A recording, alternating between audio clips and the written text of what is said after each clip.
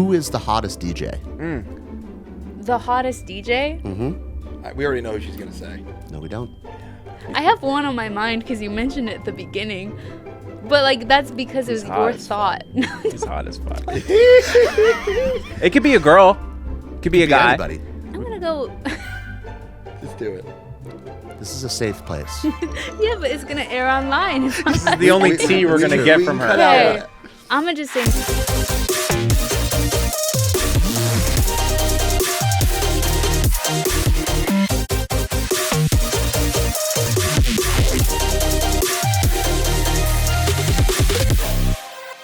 All right.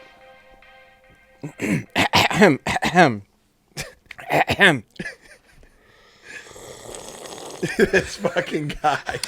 Welcome back to the XLNT Show. My name's Danny Ferrari. My name's Parker Ament. My name is Frank Zagarino. And we have a very, very special guest. It's coming. Don't worry. It's coming. It's coming. Okay. Drum roll. From Iran to Canada to XLNT Studios in Hollywood, California. Woo! DJ Mags. Look out for this person. Is that how you say it? No, Big collab. Artist to watch. Artist to watch 2021. Yep. We're watching her. It's 2023. Yep. Still here. Releases on Dim Mak. Insomniac. Mm-hmm. Night Bass. Yep. That's fucking sick. Thank you. Shout out to you. Huge collabs with Dr. Fresh. A Bijou. How do you say it? Bijou. Rico Nasty. Yep. Yeah. You're doing shit, girl. Thank you. Welcome, Nagar. Also, Nostalgix. What is up, everybody? Thank you for having me. your voice just changed. Did Yeah. it? I don't know. It sounded really, really graceful right there. Thank you. I know. I do that sometimes. It's like a little thing. I'll probably do it a little bit I love it. in spurts. We're super excited to have you here. Thank you so much for coming. That was a very, very long intro. I apologize for It was that. that's good. dramatic I and like nice. it. I was doing my thing, and It's I a was good, trying. It's a good build. Yeah, I'm wearing sandals. This is uncomfortable. So yeah, thank you so much for coming. You said you've seen one of our podcasts before. Yes. You saw one with David Gasly, Yes. the hottest DJ, changed to my number one hottest Really? DJ. Number I got one? a crush on that dude. That's great. I can't Wow. help it. Wait. When you say changed, who was the first one? It was Diplo. Okay. Yeah. Sorry, Dips. Got to dip He got a out little of old. there. It's Dip. Sorry, Dip, Dips. dude. Did you? Okay, so you could be honest. Did Taking you a watch dip. the whole podcast start to finish? I didn't, but I did watch Okay. a really good chunk of it because I was watching Okay, it good. yesterday. That's a good thing Yeah. because you don't know what to expect. Yeah, so this could get really crazy, but I'm here for the ride. Awesome. Nice. So you heard us talking about we are the bad boys of EDM. It's obviously DJ Mag also wrote about us being the Yeah. baddest The guys number in- one. Number one baddest. bad boys to watch. In bad EDM. boys, the only bad boys. So we're dangerous. You're a bad girl. Yes, And yes, we're I like, am. what do bad girls do, right? Bad girls fucking fuck shit up too, right? They have dangerous things. Right? So You we know? give gifts at our podcast. Did you know that? No Don't- way, I didn't know that. You didn't know that? What? Okay, cool. Okay. Because that's why I was asking you if you saw the Ghastly one, because we give a gift at the beginning of the podcast. Yeah. Because we're cooler than everybody else. And we really appreciate our guests coming on, and we want to give them something to remember. So we have a gift for you. What is it? It's gift giving time. It's time. And we're baby. getting close to Christmas. I didn't see this, so I'm kind of I'm excited. I love gifts. It's a We really. had to be secretive because we were Okay. all over the place. I'm That's not why I was looking. hiding. I'm not looking, even though I have the glasses on. You can't Wait, tell. what is going on? No, Show I'm the camera. looking. Show the camera. I wrapped it. What the fuck? What is that? I wrapped it for That you. looks so Just cute. be careful. It's I from guess. us. You can open it. I'm excited. How do I open this? This is Just take off Any the way pad. you want. Any way you want. Take the post-its off. Yep, perfect. shout out to the XLNT Show. She's a pro. Yep, that's 1, 2. Nice. Is this gonna be a knife? Yeah. Maybe. Dangerous. He just goes. Oh my god! It's a throwing knife. Damn. See, this is a gift you cannot get in Canada. Wow. Damn. Oh my god, I'm gonna be the baddest bitch in the world Let's right go. now. Yeah. Wait, do you live in Canada? No, I live in Los Angeles now. Okay, perfect. Yeah. So you could take those knives out with you wherever you go. Yeah. Hell yeah. And guess what? We've Thank never you. done this before. You're very welcome. We actually have something set up in the heroin alleyway to try out your new weapon, if you would like. and we thought it'd be fun. We To could see do how it. dangerous we actually are. We got a target, and I was thinking we could like spray paint it with something that like you hate, you know, and be like racism. Man, I get very competitive for some reason. The first thing in my body was like, I have to perfect this. She's gonna so be I better have than to get it Wow. like in the bullseye, and if I don't, then Disappointment. I don't know what's gonna happen. I'm just gonna Won't sit be able on to Hollywood. sleep at night. Yeah, Nice. yeah. All right, cool. So we're gonna throw knives after this Hell pod. yeah. It's gonna be sick. We're all gonna try Hell it yeah. off. You gotta have a sick fucking. You gotta Yeah, have good clever. style. You gotta have good steeds. Yeah, you gotta, you gotta you have You can't steeds. just do it well. You have to look cool when you do it. Absolutely. I've thrown axes before. Like as I've never done that. as I a have once. thing. I was very yeah, bad. it's a at lot it. of fun. It's a decent amount of technique. More Yeah. technique than you would It's think. not easy. No, It's not throwing easy. things and getting it into a target is not easy. I'm decent at darts, but not. You know. Yeah, anyway, all right, let's talk about you. That's why we're here. Okay. So, we got some hard-hitting questions. Some Okay. serious shit, okay? So, first and foremost, this might surprise you, but you are the first female guest we've had here at the Woo! We've had here at the XLNT Show. It's about time. Is that surprising to you? That's pretty surprising to me, actually. Why is there not more women in EDM, you think, production? Hard hitting right away. That's a pretty good question. I feel like it's just been a man's world for so long, and Boys I feel club. like it has been a boys' club. And I feel like the biggest people that have been doing it for like the longest time have been like we got like the Tiestos or Martin Garrix or Hardwell, and like it's all been like men. So I feel like when you want to become a DJ, you're kind of looking at like all the guys, and like it's easier as a guy to look at someone like Tiesto and be like, oh, I want to do that. But I Right. feel like as women, it's been maybe harder or taken a longer time because there hasn't been like that many women at the top doing it. Right. But I feel like that has been like changing a lot, like in the last couple of years, where there are so many women that are like killing Killing it and on Yeah. their way up. So like there's more women now starting. So then what for you as I mean, because you were born in Iran, Yes. right? And then Yeah. you moved to how old were you when you moved, by the way? I was 7. Okay, so you lived the beginning part of your life in Iran, you know, and then you went to Canada. So how do you go from a little girl in Iran to being, I want to be a EDM production? You also rap, which is sick as Yeah, fuck. so sick. Yeah, You so rap. sick. I love. We were listening to your stuff earlier too, and we're like, damn, that's so dope. She raps too. So we're all just very curious about how, if you don't mind explaining a little bit of your history and how you got to where you're at now. It's really interesting Yeah. to us. So It's please definitely explain. a pretty long story if you guys are ready to. It's a podcast. That's what it's for. Oh yeah, Yeah. we're ready All for right, it. well let's go. Well, if you guys know like much about Iran, it's like it's just a part of the world where women don't have rights, and Yeah.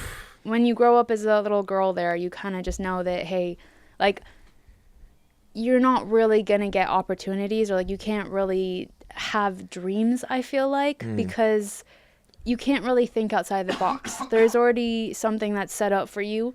And for me, like I kind of when I was a kid, I figured like, you know, one day I'm gonna marry a man and be like a housewife, or like, you know, like Right. there isn't that many options of what you could do or like what you could be. So like you can't even dream about, hey, like one day I want Right. to be a musician, because that's just like it doesn't even exist. It's not even in your sort of like that's not even a possibility. Like that's not even a dream. You can't even dream about Yeah. that Yeah. because it's It's non-existent. not possible. Yeah, Wow. literally just how. Right. No one, you can't find anyone in Iran doing that. First of all, it would be illegal. Right. But my parents had 2 girls, me and my sister, and they wanted to move to Canada to give us an opportunity at life and to become whoever we want to become. Wow. Oh, that's Amazing. cool. Unreal. That's incredible. Yeah. And so once you got to Canada, like where did you feel like a change in your sort of mindset as a little girl? Is like, oh, like I can do these types of things that other people are doing that men are allowed to do and I'm not. Was that like a sudden change, like right away as soon as you got there? Did you have that sort of aha moment?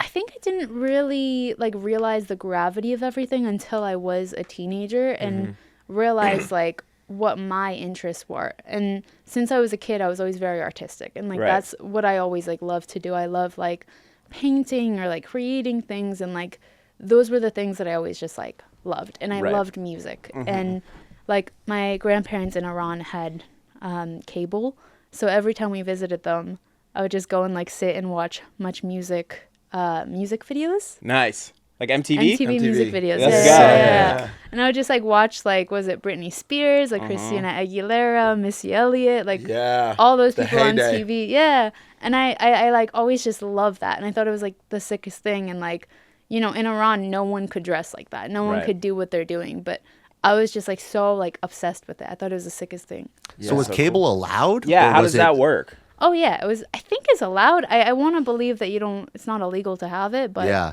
Yeah. It's rare that people have it there. We're not everyone has it. I Yeah. feel like it's like not cheap. yeah, I would imagine.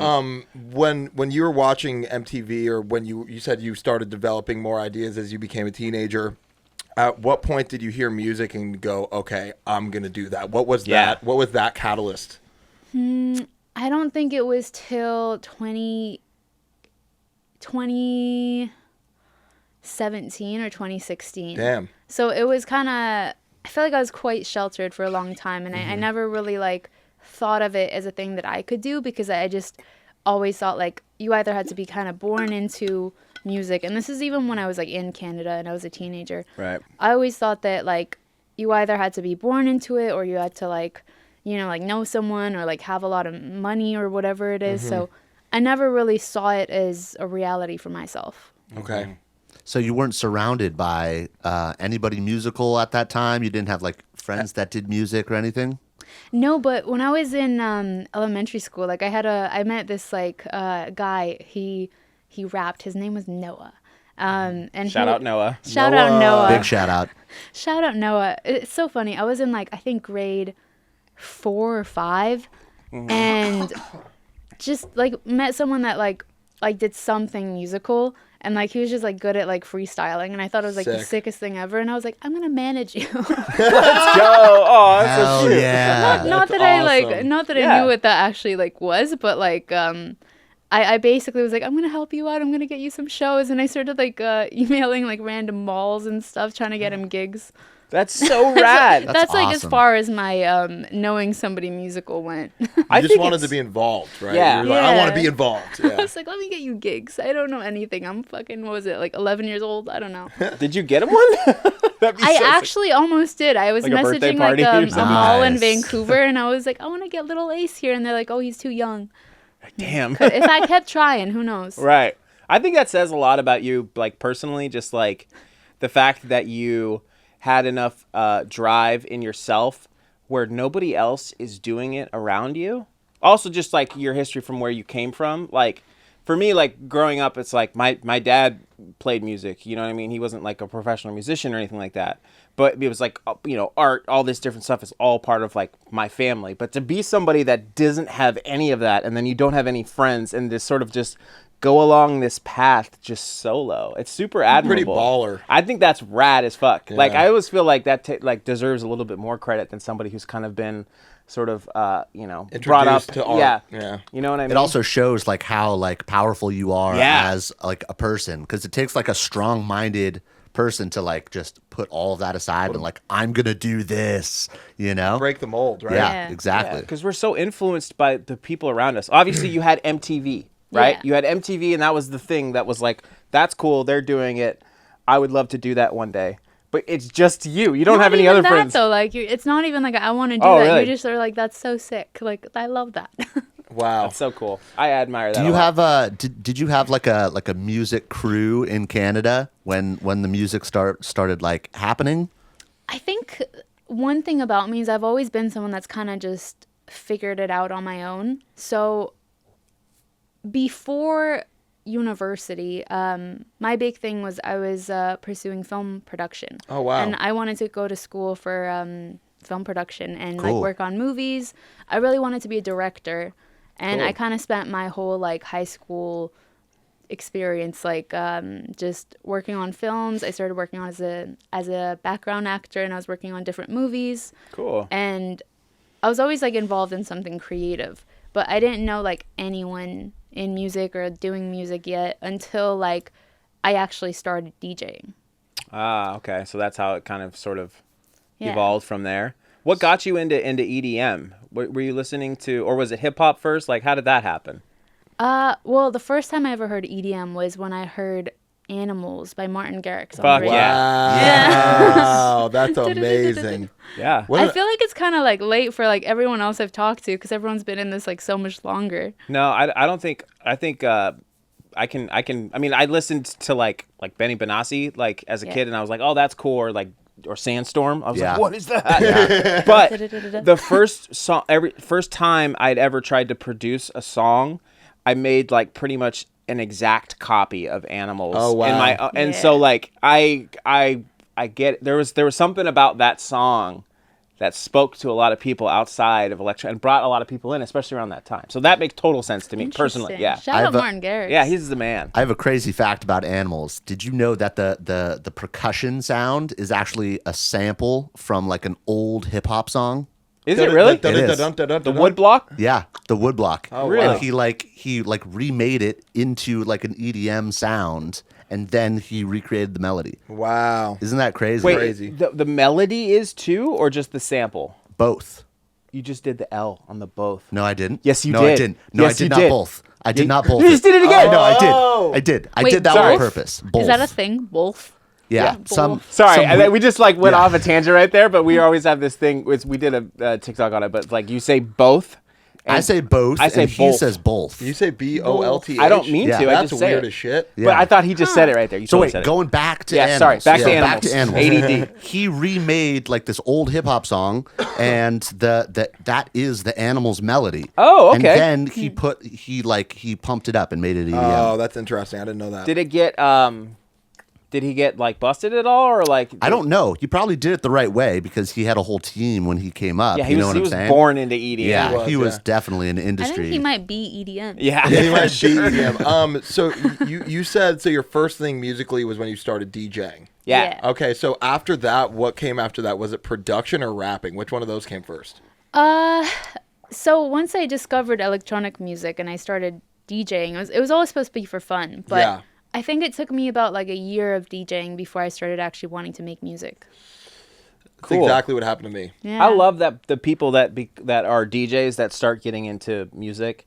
A lot of them like never played instruments before in their life, and there's always like those people that start with DJing, and I'm always like super stoked for them because I'm Yeah. like, yo, that's so sick because you understand the genre. They usually have like a leg up. I feel like Yeah, they're like For arrangement, sure. and Yeah. the For sure, phrasing, dude. and yeah, that's exactly how I started. that's so cool. Yeah.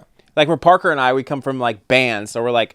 I'm like, where's the chorus or where's the bridge or where's Yeah. the Yeah. and I'm like, it took me a while to understand the structure of electronic music, and I always felt like DJs or always had just a leg up on just even if they weren't good at production, they just understood how to lay out a song so well because Yeah. it's a That's great way to interesting. learn. You know, you're making edits and stuff. When I started making edits on Ableton, that's when I Oh, really yeah. started. Oh, that makes sense. You know what I mean? You start making like long mixes or mashups or whatever. Yeah, I was late to DJing. I only Yeah. been DJing for like 2 years, Yeah. but I've been producing for like 10 plus years. So That's like so interesting. so late, but it really helped. It kind of brought everything together. does, Yeah. you know, and I thought that was super interesting. Yeah.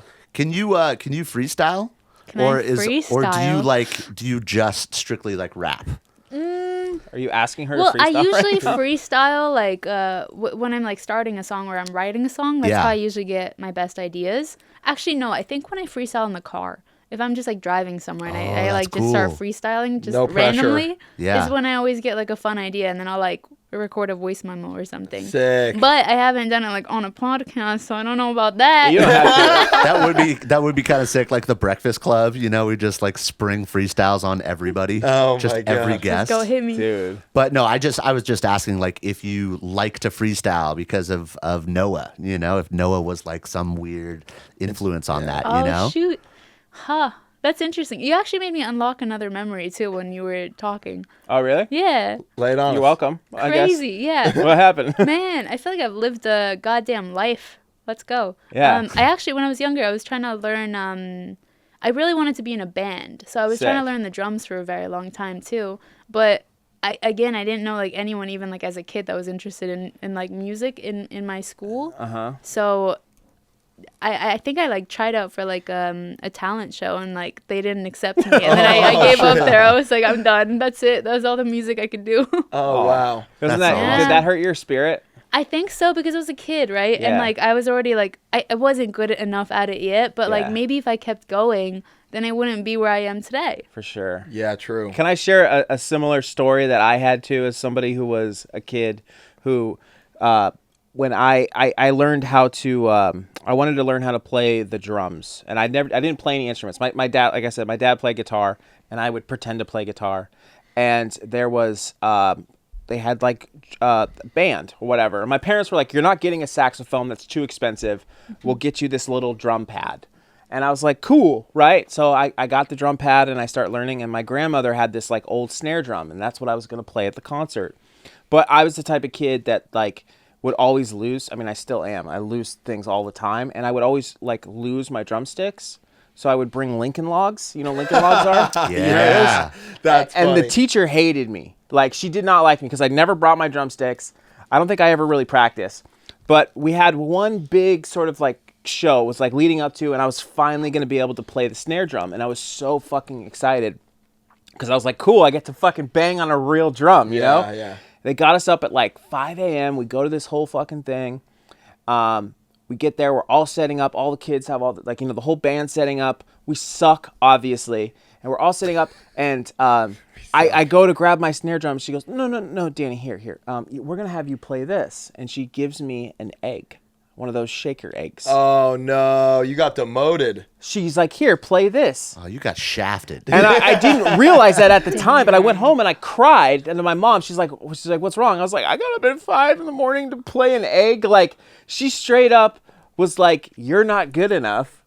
Play this egg. And I, as a kid, I'm knew. gonna cry. I knew. But no, this is why I'm sharing the story, because I think about that woman today. I still no think about way. her. You think about that. I do. And I'm like, fuck you. You know what I'm saying? Like, Listen to my shakers now. yeah. So like, just I'm sorry, I didn't mean to go down a tangent about, but that just reminded me of a similar sort of story. And I Yeah. think that's cool. It's like, yeah, if you get sometimes rejection at like a young age, as far as like a dream, sometimes that's good and sort of like Yeah. drives you to do it. Definitely You know what I'm is. saying? Yeah, 100%. Maybe though, because I feel like as a kid, you're like not, your brain isn't developed enough though to be able to take rejection and be like, okay, well, you said no, screw that, I'm gonna keep going. True. You know? Yeah. But I feel like as an adult, it's easier that like when rejection comes your way, you're like, okay, whatever, that didn't work out. I'm gonna keep trying. There's other doors that I could walk through. Yeah. I feel like now I'm very like capable of like if I get rejected like 5 times in a day, I'm still like, whatever, I'm still doing good. I'm gonna try something else. I was a really rebellious kid, so I didn't have a problem saying, fuck off, I'm going to keep doing it. I was. You were a bad boy? I was such a. For some reason, I ju- could see that. I was such. I could see it. I was such a little shithead. Yeah. I was like, oh, whatever you say, I'm doing the opposite for sure. Yeah, I think we all have that sort of mentality as just creative people. I was think, getting in just trouble a general. lot as a kid. Yeah. It's bad. So wait, let's Okay, get, let's get back. let's continue on the timeline. Yeah, So timeline, please. So we were in Kenyatta, okay, Kenyatta. and Kenyatta. then we came to LA. What? How? Talk about that timeline. So I think since I started making music, a very big goal of mine has always been to move to LA, and that's a dream I had even since I wanted to be in film production because I always wanted to go to UCLA. Yeah. But Nice. I was basically set out to do my first tour in the U.S. It was on AC Slater's tour, the Sick. High 8 tour. Sick. So awesome. Love And AC Slater. I know he's the best. Seriously, the best. Shout out AC Slater. But I just got my U.S. visa and I was set to go on this tour. I was like so excited. It was my first time getting to like go on tour and then go to the U.S. I was like, my dreams are coming true. Let's go. This is crazy. But then COVID happened right when I was supposed I'm to so start. sorry. Oh wow. That's 2020. I know a few people that this has happened to, and it must have been devastating. Yeah, it sucked because I at that time did not have like very much money either. So like I think like my production school had actually sponsored that visa so that I could like just because they wanted to help me out to be able to go do the tour. So once it got canceled, I was like, you can't even get that money back. Yeah. But- oh my god. Wow. Yeah. That's fucking crazy. That's the U.S. government for you. That Fuck. is crazy. Yeah, the 2020 kind of hit everybody in kind of different ways. Like we had a project that was gonna come out during that time, and then it got shut down. Yeah. It was such a crazy time. That must have been such a vibe killer for you. Did I that feel kill like your spirit? I took it actually like I'm very proud now of the way that I took it back then because I didn't let it deter me Right. and I took it more as like ammunition And I kind of looked at it more as an opportunity, because at that point, I knew that there was still a lot of work I wanted to do, like in learning more about production, and I wanted to have more music and like better my music. And I feel like at that point, like I did have some songs I was proud of, but I wanted to have like more where like I could really tailor a show around my own songs. Okay. And I kind of took that right away as an opportunity to be like, okay, well, I had the opportunity to go on tour. I know that I will still have that if this COVID thing ever ends. So I was like, I'm going to put my head down and I'm going to try to spend all my time in the studio, and I'm going to work out, and I'm going to just keep doing it till I get to go do that tour again. And that's literally like what I did every night. That is so impressive. That is so impressive. That's so awesome, because what I was going to bring up was one of the first times I saw you was at there was like a 420 show at Academy, and you like jumped on stage with Dr. Fresh. But after that, I was like, who is that girl? Like Nostalgix. And then I thought back, and I like saw you jumping on stage like probably 6 or 7 shows before that, like all over venues. And I was like, damn, who is this girl? Who Like, is Popping she? off. She is popping off. Who is she? Yeah, who is she? And it's like it's easy for anybody to say like, oh, she's just popping off right now, but it's like all of the work leading up to that. Like that's what we're talking about right now. It's like really cool to see all of that, you know?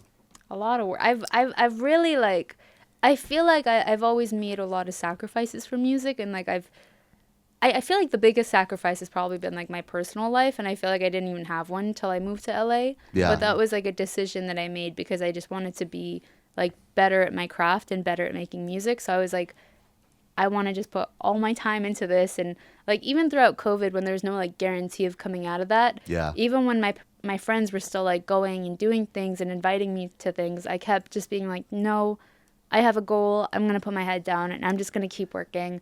And I kept doing it, and it was actually really fucking lonely, but it's led me to where I am now. That's awesome. Everyone really needs to listen to what you're saying, because I think a lot of people, and I've met a lot of people in my time in LA, they're like, oh, I really want to start producing. I want to start a project. And it's like they really have no idea how much sacrifice you have to make, how much time it's going to be, how much focus it is. Like it's like that. So you need to...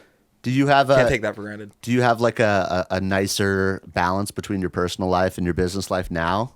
Or do you just kind of just head down and just grinding? I think balance is a thing that I've been really like playing with over the last few years. I think now I've gotten a lot better at it, where I know my limits, and I know when like I need to take a break, and I know like that I do need to see my friends, and I do need to do this, and I have like other things in my life that I need to attend to.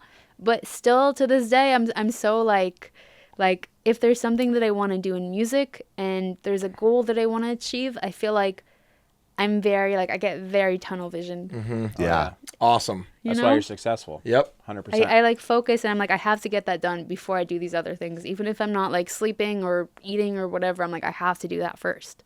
Isn't that funny? Like I'm the same exact way. We're talking about, like being like super, having to make these sacrifices, and like we have all like felt that, like making sacrifices with our family or with our friends, like not answering like family calls, not going to things, but like in reality, they are sacrifices. They're very big sacrifices. But in reality, you're just doing what you actually just want to be doing. Yeah. You know what I'm saying? So it's like, it is a sacrifice. Interesting. It is a sacrifice for sure. Like you are making that choice, but it also doesn't feel like you're like, you're also like, I don't know if maybe this is selfish, but in a way, when I have that feeling, I feel like I'm like, yeah, that's just because I don't want to go. I love my sister, but like I don't want to answer my sister's phone call right now because I want to keep working on this song that I'm doing right now. In the mode. I want to work. I want to just keep working. I want to have tunnel vision. I want to keep going. And yes, you're right. You have to like, the sacrifice sometimes is like, I feel like is like removing myself from the work. I see. To do things like, oh, interesting. When you invite us out to go to something, you're like, Danny, you're invited, but I know you're not going to come. And I was like, I know you're not going to. But like, I have to like like decisions.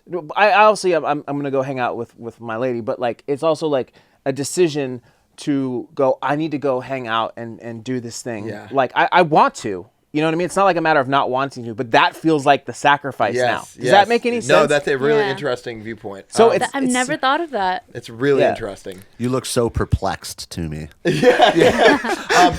things It's the I want glasses. to touch on. So yeah, I think in order to be successful at anything that we're trying to do, right, musically, you have to implement some selfishness. You have to. It's mandatory. And you have to make this thing that you want to do at the top of the list at 99.9% of the time, or else it's not going to happen. So I think that's mandatory to be successful the way that you're successful. And also, I kind of wanted to circle back for a second. You were saying when you were growing up that doing anything of this nature wasn't even in existence, wasn't even on the so plan, wild, right? Yeah. Coming from that, how does it feel, and how crazy is it to you that you are now in a very huge position to inspire and show girls that have grown up even remotely close to the way that you grew up, that it is possible and that you could do it, like that you are a figurehead of this movement and that you are providing so much inspiration to make it possible for them and to make them realize that it is possible. How does that feel? What a banger question, by the way, dude. Stop! I'm gonna cry. Aw. That's so that's such crazy. a beautiful way to put it. That's like, I don't know, that like, just in my life, I've always wanted to use my story and everything that I've done and everywhere I've been as a way to inspire people somehow. And that's just like a very big goal of mine in life. And I never thought that I'd be able to do that like through music as well. But like I've always wanted to be able to like, you know, write a book one day and like do a TED Talk and like, you know, public speak and inspire people. So I think that just me naturally doing the thing that I love and becoming better at that, inspiring other people to do the same is just like insane. So cool. Yeah. Because it wasn't my intention, but that's all that I could ask for, you know? Yeah, it's so cool. And not to flip it on the other end too much, but do you feel any pressure in that sense? I think I always do because like of how much pressure I put on myself. Cool. But that's also something I'm trying to work on to like be a bit like more okay with just letting things be and just showing up and doing like the best that I can for the day. That's great Awesome. advice. What a great response. Yeah, that's huge. That is huge. That's great. Very Shit. insightful, I feel Yeah, like. right? Yeah, definitely. Lived a lot of lives. I'm like an old woman, Yeah. old turtle.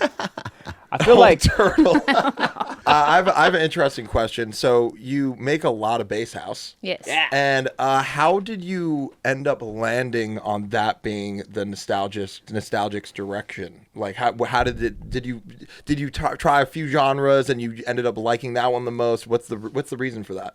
It's funny because I've always only made Basshouse specifically. Really? And it's never been like a choice of me being like, that's the thing I want to make. That's just the thing I've naturally always gravitated towards. And I've never wanted to make something else. Like, I feel like personally, I like all kinds of music. And when I heard Basshouse, G-House for the first time, I just fell in love with like the energy of it and the sound of it. And for me, what's kept me on the sound and the genre for so long is like not only the energy that it carries, but how much you can do within that.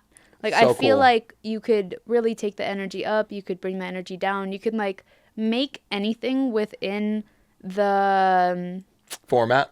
within the structure of Yeah. that, like within the structure of like a Basshouse song, you Yeah. can make anything. You feel like there's a lot of freedom within the genre. Yeah. Yeah, that's I cool. feel like there is. Like, you could truly make anything. Like, you could make, like, I don't know if I've heard this before, but you could probably make, like, a country Basshouse song, you know? For sure. Like, on that breakdown, some sick guitars and, like, a little, I'm not going to sing country right now, but, you know, like a little, That would be hard. That would be yeah. Do you think that's because of the tempo of it that it feels like that? Because I find that like when I'm producing in 128, there's definitely like a feeling of like this feels right, and it feels like it's more natural to produce in 128. Just There's something in general. about forward of the see floor, that. the forward of the floor kick Yeah. drum that allows you to do a little bit more on top of it because there's such an anchor when it comes to the drum arrangement, like that.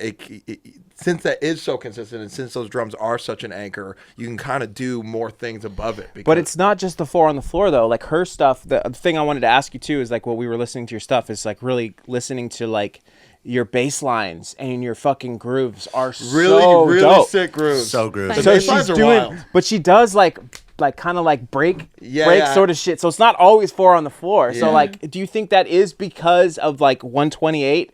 Sort of, it's the magic tempo, and that sort of feels like natural for you, and that's how you're sort of kind of cruising in that sort of lane. But I've just always I don't even know if that's like necessarily it, but I feel like with the drums in like, let's say like 126 to like 130 BPM range, like I feel like you could literally lay down anything on top of that, and it's gonna sound sick. That's like exactly you could throw down like any kind of melody, any kind of vocals, and like there's so many places to take it. Like you could do like a very like bass heavy drop on it, or you could do something like way more like chill, or go like a more like tech house direction, or whatever you want, you know? You know what it probably is? Actually, now that I think about it, I think our what is our heart rate normally? This is don't tell me it's 128. I would die. This is a quote from the frickin' Zac Efron DJ movie that sucked. No, I never saw that movie. No, that was a good weirdo. movie. Zac Efron. I think that might be why. Wait. Yes, you did. I never saw it. Are you sure? Swear to God, yeah. I know about it. 128 or is it 124? I think it's 120 beats per minute. That's why you look it up once. But I think that might have maybe. I would love if it was 128. Let's call Zach. It's not 128. There's no way. Well, if it's 124, then all my songs are going to become 124. Yeah. But maybe that is why. Like, what if that's why we connect to sort of that? You're off. What is it? What is it? It's 60 to 100. Damn. Double 60, it's 120, bro. We're right. Oh, shit. You got me. Let's go, dude. Thank you guys for watching The Excellent Show with Nostalgix. We're going to take a quick break to talk about Quest for Bass. We are less than 2 weeks out. Yep, he's excited. You want to tell him about the bonuses? Guys, we're less than 2 weeks out. Only way that you're going to be able to get those bonuses is by being on that early access list. There's only going to be 1,000 licenses available. You're going to be able to get all the extra project files, all the extra presets, all the extra sounds that are going to be included, and of course, the special secret stuff they don't even know about yet. There's already a ton of signups on this list, so make sure that you are checking your email and that you are with us on December 20th at 12 p.m. PST to grab all these bonuses. Click the link, sign up, you won't be sorry. Let's jump back into the video. Yeah, baby. So can you tell us about, like, because when I was listening to a lot of your music and stuff, it was just like really just, you know, admiring sort of the groove and your bass lines. Like, what's your process when you're laying down a track or you're writing a drop? Like, do you start with the bass line, or are you always starting with like a groove first? Like, how does that sort of thing happen for you? When I start a song, I have two approaches. I either like to start with like getting some drums down and then playing around with like a melody and vocals. So I'll start kind of like freestyling to get like a vocal idea down if I feel inspired that day by that. My other way of approaching it is I like to start with the drop first, because I feel like when I start with making the drop, then I'll kind of like reverse engineer the rest of the song, and I'll just take those sounds and start building out like a breakdown or a build up. Right. So I do the same thing. Yeah. Do you? But here's the real question though. Do you put in like a temporary build? Like, do you take somebody else's build? Yep. Do you do that? Well, or do you just start with the drop? Temporary build. Yeah. Interesting.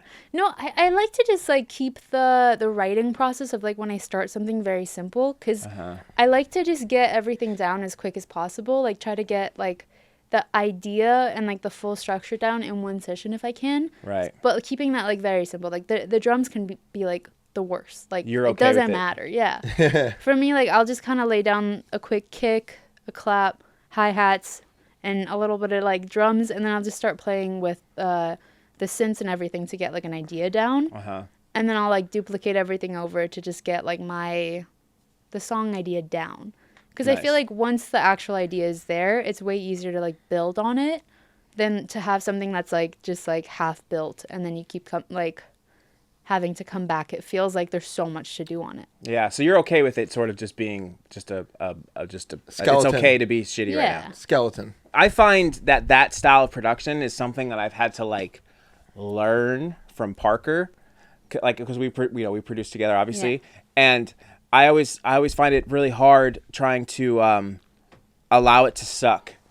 You know what I mean? To get the idea out. Yeah, you just got to get through it. I'm okay with it sounding like shit, like mix wise. It's Yeah. just like I need to see, like, I need to have something that's like part of the big picture that makes me feel good. Otherwise, I'm like, this song sucks. It's terrible, you know? So I'm trying to be more like that.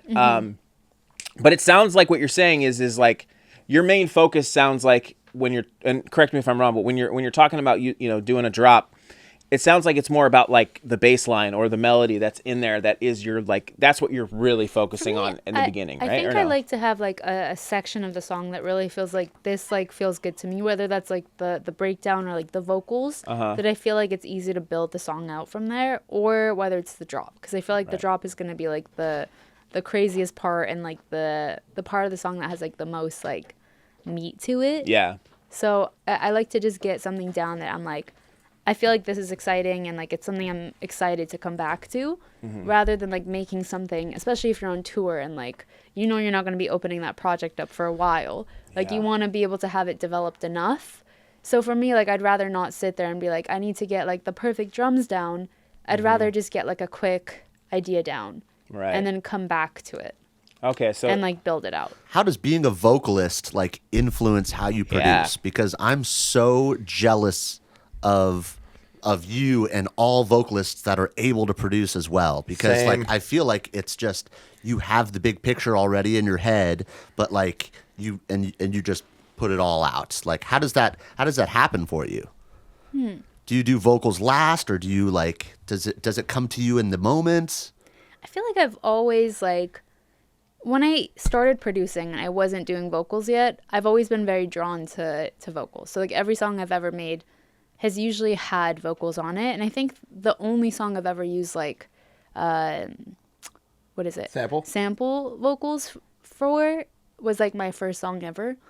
Everything Sick. since then has been like me, like working with another vocalist. And like, even when I was just starting out, I would just like DM random people. I was always very like vocal driven, I feel like. Yeah. And there was a point where I was making an EP for Night Bass, and there was like one song I had left where I was like waiting for this rapper to send me vocals for so long. And I was like, hey, well, I want to get this EP out. And I kind of got like fed up with it. I was like, I'm not going to keep waiting for this person because then this project's not going to come out. I was like, why don't I just try it myself? Wow. And I ended up freestyling on the song, and then That's it. The rest is history. I was like, this is actually good. I like this. And then from there, I just kind of kept doing it like all the time. so and then sick. like people really liked it, and it caught on. yeah, That's so you got your own dope. thing That's going. amazing. Yeah. That's amazing. Yeah, and you're actually not the first person to tell us that on the podcast. Alan, else? One Oh, True yeah, God. yeah, same He story. also said he's like, man, I was just tired of waiting to get the vocals back You're from all of right. these different vocalists, and so I just did it. And I'm just So like, cool. it's such a mind. It's like my mind is blown every time I hear that, because I had to do some like rap lines the yeah. other day for some packs, and like I'm not a vocalist at all. Oh, you were doing it? Yeah, he Oh, killed no it. way. I want to hear Yeah. those Yeah. right We'll now. show you after, but like I Killed it. It's crazy because I did it, but like my voice is not an artist's voice. It just sounds like me, but I'm like rapping in time. Wait. So like What do you mean not like an artist voice? Like, what does an artist So, voice like- sound like? You're saying it sounds cringe What? to you. no. So look, this is a real thing. So like Drake has a very signature voice, and he doesn't sound like that when he's talking. Okay, there's all of these vocalists that like when they rap, they have like the rap persona, and then when they're talking, they sound like a normal human being. But like for example, when you're talking, you have an artist voice when you're Yeah, speaking. she does. Yeah, you really You know do. what I'm I bet saying? you could sing Do I? too. Yeah, you Yeah, for you do. sure do. Me? Yeah. 100%. But so that's why it's like I think it's so impressive when somebody can just take that stand and be like, I don't need these vocalists. I'm just gonna do it myself. And it, You A lot know? of guts. It Yeah, a lot automatically of guts, gives you too. like a through line through all your music as well, like a cohesiveness that maybe even gives you a little bit of extra freedom when it comes to sound design or synth. Like you can go a little farther this way or a little farther that way because you always have your vocal on it. Yeah, that's true. Yeah. I think I it's, think it has really like changed my the way that I produce as well. Just because now when I go to like produce a song, I'm always thinking about like how the vocal is gonna go with it, and like I'm always the one that's like writing the vocal. Even when I'm like in the studio with another rapper, I always like to like have a hand in like how the song is written and structured, because I know how to like structure a song. Yeah. You know, so like I Yeah. can also like help someone that's like maybe if they don't really do dance music and like they only do hip hop, like I can help kind of guide them to be like, hey, like why don't you try this, or like say these words. Sick. That's really cool. A lot of writers, they like sit on this couch and they're just like on their phone, like back here, like coming up the with classic. lyrics, and they're like not concerned with anything else. Mm-hmm. So it's cool that you have like both sides of those talents. I feel like everybody has like a little bit of cringe to hearing their own voice. Oh just yeah. in general. If I hear Yeah. a recording of my own voice, like from anything, I'm like, I sound like that. Or even like writing, like wise, like it's like I feel the same. You and I have talked about this before. Yeah. When we work with vocalists before, and like we put them in the booth, and I can top line, and I can do some writing and stuff like that. But it feels every time I do, I'm like, this is lame. This is super fucking lame. This is dumb. Yeah. I sound dumb. This lyric is the worst lyric of all time. Yeah. It's so cringe. It's so cheesy. But then everybody else listens to it and they're like, oh, that's cool. I like that. And you're like, what the fuck? You Yeah. know what I mean? So I think it's like normal to kind of cringe a little bit at your own sort of voice, but your timbre is what the word I think it Yes, is called. timbre. Yep. Like Rihanna has when Rihanna sings, she has this timbre to her voice. Oh yeah. Yep. And it's like you can't teach. Somebody could try to make themselves sound like somebody else. Yeah. Like when Justin Bieber sings, he sounds like the way his voice talks, right? He sounds like Justin Bieber. yeah, you're right. But people can try to sing like him. But there's a natural timbre to somebody's voice, and if you don't have what sounds good of a timbre, it's not going to come across the way that you want it to. Yeah. Have you guys heard of the Justin Bieber conspiracy? No. Oh, that's Post Malone sped up. Thanks. Oh my god. Well, you asked me, right? There's the punchline. Yeah. Well, you asked me, so I told So, you. You yeah. got a punchline this time at you, least. I got one. so Damn. you double time. Yeah, I'm funny. you double time Post Malone, and it sounds like Justin Bieber. I'm trying to like make the sound happen in my head right now. I'm trying to like double time Post Malone in my head, and think I it's don't know. bullshit. And then I think I it's don't the know. other way, I don't the other way around. You slow Justin It's Bieber crazy. down, and it sounds like They Post. sound the same. It's weird. for sure Yeah. bullshit. No It's way. for sure bullshit. I Yeah, need but to it's go interesting. to. We have Ableton open right there. Yeah, we do. Definitely do. I have an interesting question. So, nostalgia is like my favorite emotion ever. It drives why I listen to certain music. It drives a lot of my production. And I was just curious if that was part of why you went with your name. Actually, not at all. Okay. It Nice. sounds insane. I love nostalgia too, but it sounds kind of insane. But I feel like the name came to me before I even went out and got my first DJ mixer. I was like sitting in my dorm. I was writing a paper, and the word Nostalgix came to me, and I just sat down and I like started writing out like logos for it. Oh, that's cool. Wow, it just popped into your head? Yeah. That's so cool. It does sound cool. I like the name I a lot. love I've the never name. like changed it or thought about changing it or anything. It was like day one. I never thought about anything. It just happened. Wow, that's really lucky. Coming up with a cool name like that is usually so I've much tried harder. to help friends come up with like DJ names and things. It's not easy. It's hard as I hell. could never help anyone. we 'cause I'm got like, I so don't many know. of them. We got so many We names. can you- go for days. Kill it. You really but do. there's something also about hearing your own kill it. voice, and whenever someone tells you, I always felt like this when I was in a band, like, what's your band name? And I'd be like, Verona They. And it's like, that's the dumbest, like, nobody likes saying, Yeah. but that's cool that you had that experience. You're like, oh, this is sick. I'm going with this.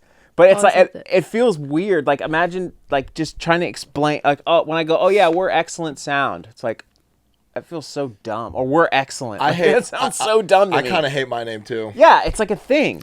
I love Excellent, man. I don't know what you're talking about. No, I mean, I love I Excellent. love have it too, and I feel like you can make anything cool by believing in it. Like that sounds For 100%. No, See, that's that true. sounded very cheesy, but like you're totally right. it's such No, a thing. it's Like so if true. you just like if you do a good job at something, you could have like the worst name in the world, and just because that thing is sick, the name is automatically sick. Yeah, Yeah. like the name Skrillex probably wasn't that cool until it was. True. You know what I mean? Like think about if someone said you'd be like, I don't know, but No, now I think it's a cool name. I mean- I like X's. X's are cool. sick. X's are dope. I think I Skrillex like had X's. I Yeah, think and Skrillex ill. definitely had a part in my X too. really. I feel like Nostalgix wouldn't have been an X if I didn't love Skrillex, you know? yeah. So The X maybe is that's nice. like where that came from. you know? I want to talk to you about some of your sounds, right? We Okay, we are let's go. Excellent Sound. We talk about sound design. When it comes to like your sound design process, are you a from scratch type of person? Or are you a preset manipulator? Like what is your process when it comes to making your sounds? Because some of your drop sounds are fucking sick. Thank you. Yeah. I like that you have like 2 categories for it. I feel like I would say more of a preset manipulator. Yeah. I've definitely tried to do like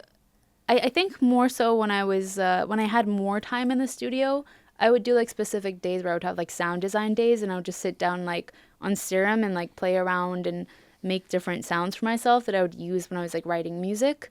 But I think nowadays, being so busy, I prefer to find sounds that already have like characteristics of what I'm looking for, and then I'll usually try to layer them or manipulate them to make them what I want. And I feel like for me, it's easier to make a song and get my ideas down more quickly than sitting down trying to just make everything from scratch. Yeah. It takes it. I think we need to normalize like just people using presets in general. I mean, dude, it's so like it's so weird. I was watching I think it was on TikTok the other day, and like it's just so simple. If someone likes the song and it sounds good and it's great and it provides the feeling you want to provide and works in the setting you want it to work in, how it was made does not matter. Yeah. No one fucking cares. Nobody cares. No one True. cares if it's a sample, if it's a loop, if it sounds awesome and it goes off live and they like it and it streams well. No one fucking cares. You could be an insane sound designer and be able to make like the sickest sounds, but like it doesn't mean shit unless you could put them I together. think Correct, there's like yeah. so much more though to making a song that's like I don't think it's necessarily about like one specific sound that you use that's like the make or break, True. but it's like the idea and the writing behind it and the way like the energy is carried out throughout the song that I feel like really like makes or breaks a song for me. Right. Yep. And the relationship between the sounds too. Yeah. That's another big The part of it. conversation. Yeah. How are these sounds working The together? call, the response. There it is. At what point did you feel the project starting to pop off? And like, what occurrence happened? What was the catalyst where you're like, oh, this is becoming a seriously real Yeah. thing? Like, was it a release? Was it a show? Was it a combo of both? Was it a collab? What happened? I feel like I might be insane for this, but I feel like I'm always like so. I'm the kind of person that just always wants to be better and like always wants to be learning. So I feel like for me, it's very hard to be like, oh, like that's happened and like I've had that, and I feel like no matter like how many of my goals I hit, I'll like never fully be like, oh yeah, like I'm there, you know? Welcome to being an artist. Yeah, Yep. I feel like there's just Unsatisfiable. so, Yeah. It's so annoying, but I feel like there's just so much I want to like learn and do that. I feel like I've had a lot of those moments, but it still feels like it's day one for me. That's Yeah. fucking awesome. That's Yeah. really great. That's really awesome. Okay. And then I wanted, so you probably, when you were starting to learn how to produce and you were starting to DJing, always dreamed of playing big shows all the time, right? And now that you, and you know, that those first few big shows is the most exciting, most unbelievable adrenaline rush, endorphin boost of your entire life, right? Yeah. Now that you are touring all the time, playing shows all the time, you get that experience all the time. And us as humans, if something happens consistently enough, you get acclimated to it. That's just all there is to it. So my question is the level of excitement before a big show now the same as the level of excitement before those first few? This is a tough one, and I Yeah. think this is like the most frustrating thing as an artist because when you do Acclimation. start, yeah, it's so frustrating, and I've honestly like spent a lot of time trying to figure this out because I'm like, I always want to be so excited about everything that I'm doing, but at the same time, it is very natural to be like, hey, I do this all the time, and I do shows every weekend, and I do really big shows. Yep. So like sometimes you will get that feeling of like the first time that you're doing it. But at the same time, I think it's just changed in a sense where instead of me being like, oh my God, I'm going to Chicago for the first time to do a show, it's more like, okay, like I have this opportunity and I have like this hour and I have this show that I get to put on. How am I going to make it the best and give everybody else a really good experience? So kind of, I just want to see if I'm understanding perfectly. So kind of like it's changed from being the most excited you've ever been to how do I one up this every single time kind of thing. Interesting.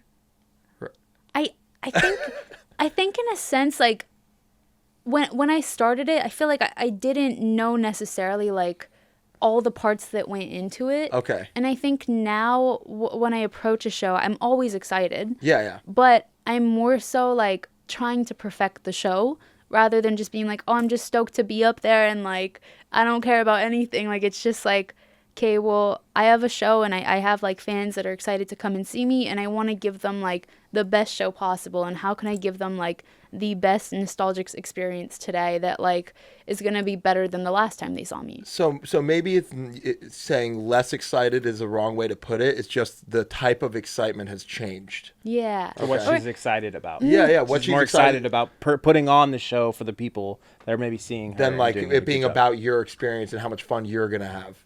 Yeah, I think in the beginning it's more so like you're just like a puppy dog and like or a kid in a candy store. Like you're just seeing this for the first time and you're like, this is insane, this is sick. Like I get to fly somewhere, I get to do a show, and like, you know, like this is the coolest thing ever. But after a certain point of doing that so many times, I think it's made me more so become more interested in like the art of like the actual show that I'm putting on, rather than being like, oh, I get to fly here and I get to like do this all the time and this is sick. Like it's still sick and I'm enjoying all those experiences, but I think now I'm approaching it more so in a way of like, how am I gonna give people like the best show possible? Yeah. The novelty more, sort of wears the novelty off. more wears like off, trying to like master it all. Or, Yep. I don't know if perfectionism has a play in this, but maybe that. No, that Trying makes to sense. achieve it. It doesn't exist, right? But trying to achieve it exists. Mm-hmm. But there's still like areas, I'm sure, unless you're like, maybe like if you're like Tiesto, like those big names you mentioned, there's still areas that I'm sure that you're going to get just as excited about. I don't know what type of all the time still. Like yeah. if you main stage like any festival that's a big name, like even if you are playing shows all the time, you're going to be like, this is fucking sick. You know? I think that everyone like still has like those, like I still think you have those moments of like the first time that you do something. Yeah. But I don't know, it just like changes on what. Like if you've done something a billion times, it's harder to be like, oh my God, you're like, I'm doing acclimated. this. You're just used to it. That's the word for it. Yeah. I got a heater for you. All right. Let's go. If you had to choose between writing music or playing shows, nothing changes. There's no difference in you don't lose any fans, you don't gain any fans. It's just you could either only write music or play music from this point on. Do you think you would choose one or the other? Drum roll, please. Edit it in post. I would play shows. Okay. I started as a DJ first, so like for me, Performer. I feel like I really like. I feel like when I step on stage, I like really get into my zone, and I've always felt that way. I love performing and I love doing shows, and like that's something that's always like driven me, and I can't imagine like not being able to do that. And I do also love being in a studio, but you spend a lot of time like sitting alone in a studio where like I feel like I do thrive around like People as well, and like other people's energies. So I feel like doing shows for me would be more fulfilling than like sitting alone in a studio all the time. I didn't think about that aspect of it because I'm always with him. Yeah. So if you have, like, because I have even if he's in another room, it's like I see Parker every day and I'm like, yo, what's going on? What are we doing? But to have, to put it in that perspective, I'm like, oh shit, that's right. You are alone when you're a solo artist. Yep, me. Yeah, I'm alone. A lot of time alone. A lot Yeah. of time. Okay. But it's good. You guys get to like feed off each other's energies. Yeah. Yeah, definitely. It's nice having it's hard to find. It's really hard to find a good partner, especially if you're trying to do a duo or anything. Mm-hmm. Just a good partner just in life in general or in business or in friendship. It's really, really hard. But so when you have it, it's like this is super sick. You know, there's a connection. Dream collab. DJ Snake. Really? Yeah. Let's go. Great answer. This is That's quick, a cool too. answer. Thank you for joining us on this week's episode of The Excellent Show. This episode is brought to you by XLNTSOUND.com. If you're an EDM producer and you need some serious sounds, make sure you guys go to XLNTSOUND.com. They have everything you need from Serum presets, project files, remakes, and even free downloads for you guys. And check out all these different testimonials that all these heavy-hitting EDM producers are saying about XLNTSOUND.com. And on top of that, use code TheExcellentShow Show at checkout to save 10% off your next purchase. Thanks, Excellent Sound. Let's get back to the episode. Who is your favorite Canadian DJ? Ooh. / producer?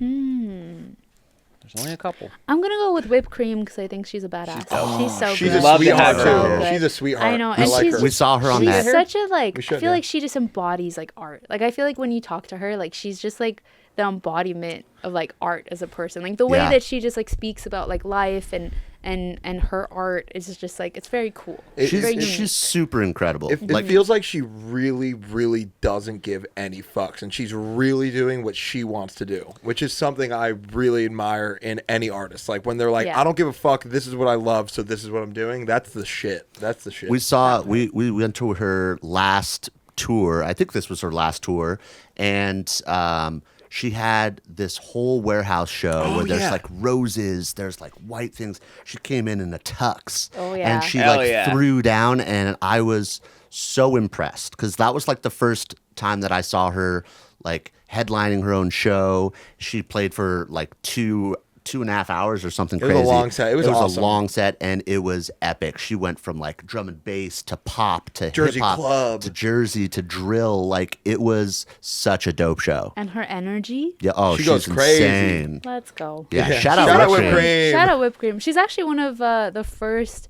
female DJs I ever saw Really? too. Yeah, because I'm from that's cool. Vancouver, so I went to Celebrities one night because Tiger Lily was doing a show, and she was opening for Tiger Lily. And I remember just like seeing her play, and she's wearing this like puffer jacket. And I was like, she's so sick. How times have changed. She was opening for Tiger Lily. If you could have any rapper be a feature on a nostalgic song, who would it be? Ooh. It could be a female, a male, a Damn. they, a them, whoever. They could be dead, even. Ooh. That adds a whole nother twist. Yeah. Man, I would want to work with Eminem. Fuck Oh yeah. my God. Oh, sick. Let's I love fucking go. Eminem. He's That so answer. sick. Eminem Imagine. on a Like, Eminem- 128er. Imagine. Eminem was my first musical obsession of my entire life. It was when I realized that I was obsessed with music. Was Eminem on MTV? On MTV. Yep. I just watched 8 Mile the other day, so I feel like I'm back on my like Eminem game. That Unbelievable is film. sick. Unbelievable. What is that song again? Like Lose yourself in the music the moment you own it. You Yep. better never let it go. Yep. So good. You know, like you only get one shot. Do not miss the chance to This go. opportunity. Do you feel like Comes in a one. Once in a lifetime. Once in a lifetime, you better. Oh. All right, go ahead. Don't you stuff. feel like he kind of like what Eminem, tremendous amount of respect for, one of the greatest rappers of all time. Obviously, might be because we're all suburban white kids, except me. except for you.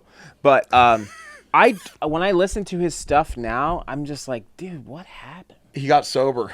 No, I don't think it's because he's sober. I think it is. I No, don't. you guys are tripping. You don't get. I'm not saying he's bad. It just doesn't have the same sort of. I agree, and I think he started doing like weird voices and I don't and maybe rapping 'cause like He he's- always. Yeah, he it's like we already always know did you're the that. best. I liked him more for his lyrical Innuendos. play. Yeah, Yeah. like that was. Maybe back then he was.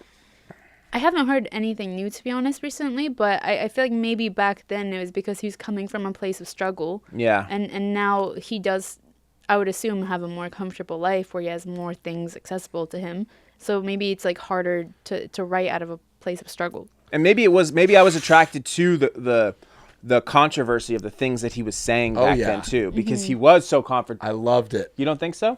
No, dude, you're wrong. bro. Yo, dude. Your opinion is I didn't. wrong. Is he still putting out music? 'Cause I didn't even know Yeah, that. he is. He is? Yeah. No, so I'm look, going to I go think blast so. everything. I think that he is doing the exact same thing as what Eminem would do in that situation, but we are in a different spot in our lives, so it's not as impressive. You know what I'm saying? Imagine if he came out with Rap God when we were like 13. We would be. Oh, I think it was cool, but I think he's like the That's most a good insane point. shit That's a ever. good point. You know? Killshot was fucking sick because he was talking shit about Machine Gun Kelly and the way that when he's and it sucks because like if you listen to some of his older shit, it's fucking terrible. Some of the shit that he was saying, like, Yeah, it's he has a awesome. whole song about fucking killing his wife and shit, dude. It's fucked up. Killing his mom. I absolutely loved it. I think that I did that was too. about his mom, right? Yeah, he's killing his No, mom. his wife, his And his ex-wife. mom. No, in the car, Kim.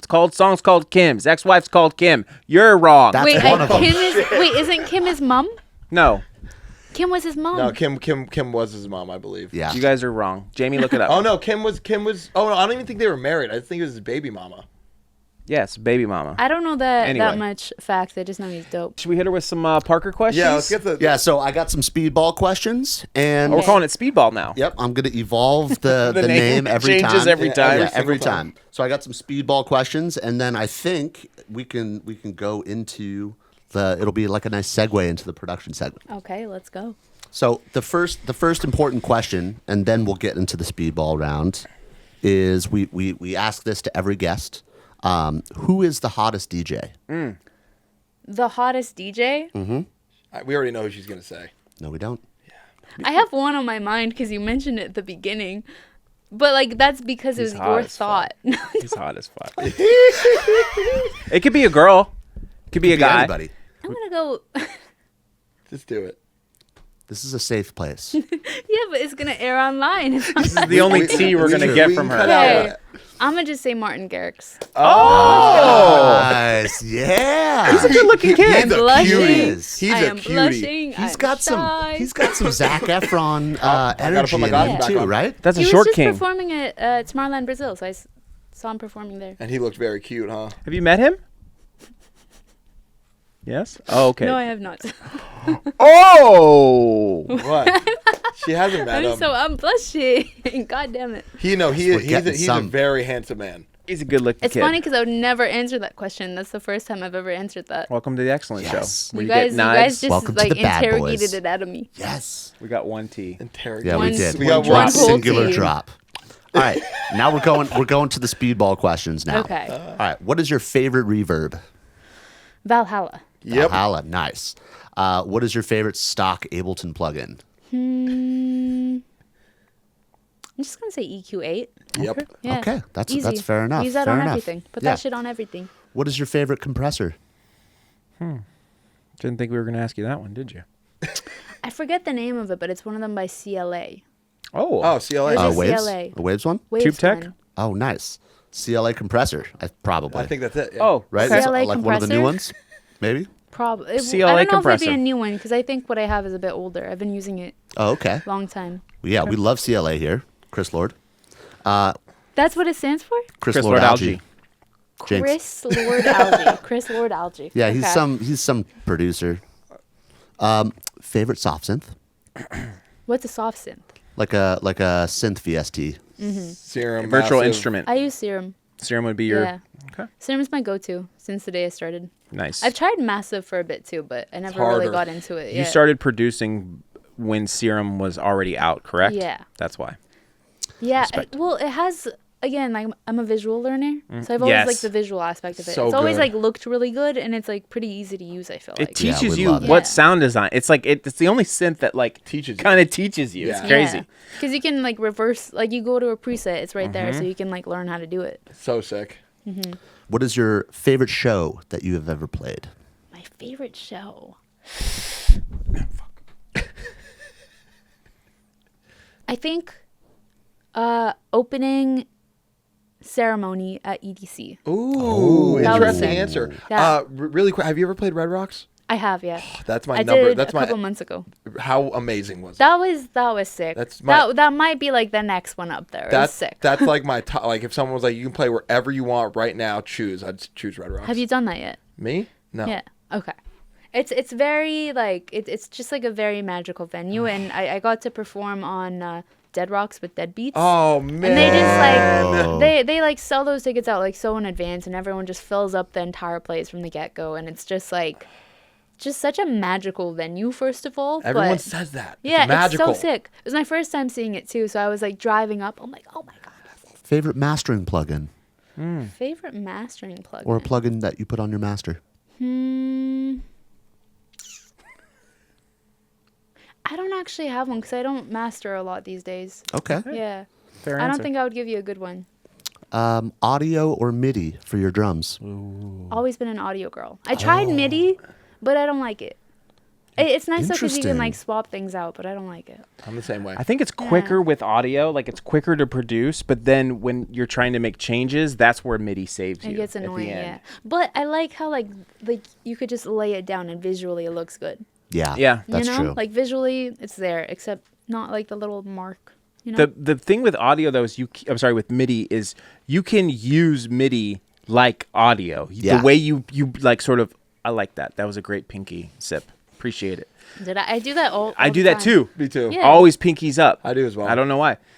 I do that on my arpeggiator. Because we're proper. Pinkies up preset in Ableton. Pinkies up. That's right. You guys know the Pinkies up. pinkies up Ableton? Oh, did you ask me my favorite plugin yet? I'm getting We're there. on the way. I'm getting there. I'm getting there. Stop side noting. Get it. This is not speedball at all. This is slow ball. Let's This speed is it slow up. ball, yeah. Favorite plugin?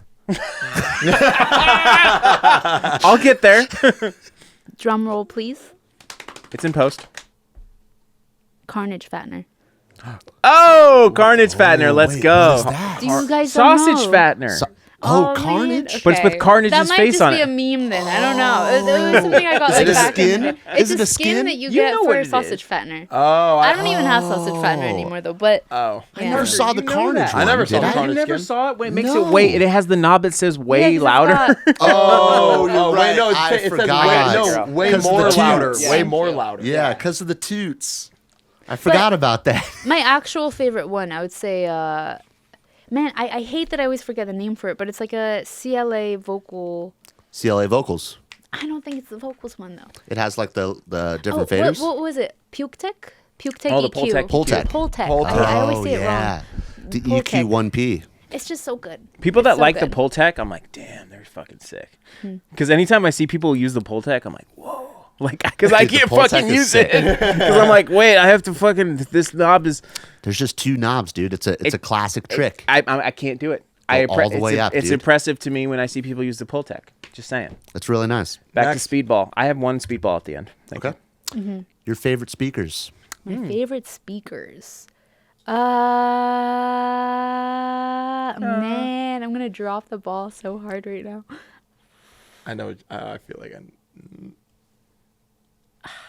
You're trying to think of a name of them, or What color are they? They're like Yamahas. okay? Yamahas. Yeah. But it's like the one that most producers have. the white. Like The the white HS ones. eights? I got the HS7s white. or Yeah, the eights, yeah. HS. I think 5. Oh, you got the little guys. Oh yeah. Wait, Little- it's little like this- bangers? No. 7s. You got the Sevens. sevens. Yeah, Yeah, the yeah. sevens are the magical. That's the magical Except size. I don't really produce from home that often anymore. So those are what I have at home. But I usually will work at like different studios. Okay, so you're always getting in a room somewhere, Yeah. wherever you are. Good I for feel you. like it's very like rare for me to sit at home and make music these days. Yeah. I feel like I'm either like in a coffee shop or I am like in a studio in LA. Are you decent with headphones, or is that difficult? Yeah. I have KRK headphones. I don't know exactly which. They're in my Old backpack. school. Yeah, they're like just a pair I've had since the beginning, so I know like what the sound is and like how music is supposed to sound. So I've always just stuck to it because Nice. to me, I'm like I know those headphones like in and out. You know. Yeah, for sure. All right, my last question is: who is a non-musical person that you would collaborate on a song with? A a tough- non-musical person. Yeah, That's a tough one. How would that work? Yeah, I don't get that question. I don't get it. come on. Well, you could with get the someone in program, the studio guys. and be like, "Yo, can you give me a word?" You know.